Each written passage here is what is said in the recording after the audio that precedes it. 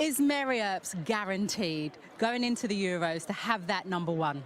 At this moment in time, I don't think she's guaranteed. I think obviously it's between her and Hannah Hampton, and I feel as though probably prior to that Germany game at Wembley, I think there was a lot more people swaying towards Hampton.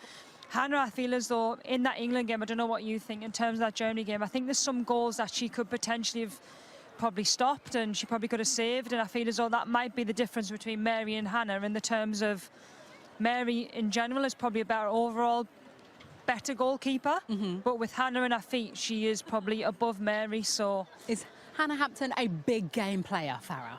I'm not sure. I think that's where the question marks were in the Germany game. That was a big game. You know, we beat them in the Euros, they were coming back. I think it's so important when you have a goalkeeper that kind of has that presence. I feel like when I look at presence in terms of both of them, in terms of character, I think Mary has more of that. And I think to be an international footballer, you need that. Yeah, and you're both defenders. You know what it's like when you have a keeper that, you know, is confident in themselves. Don't rely on other people to give them that confidence.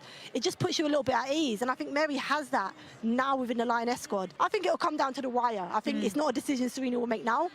I think it'll be close.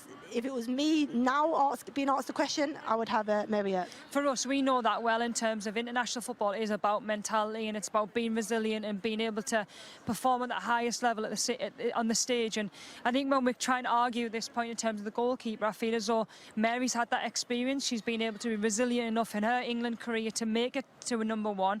Hannah hasn't had that, so it's going to be a tough decision. But I think in terms of the keepers, it's about keeping the ball out of the net. Sometimes I think we lose focus on what their job is, and that is ultimately to keep clean sheets.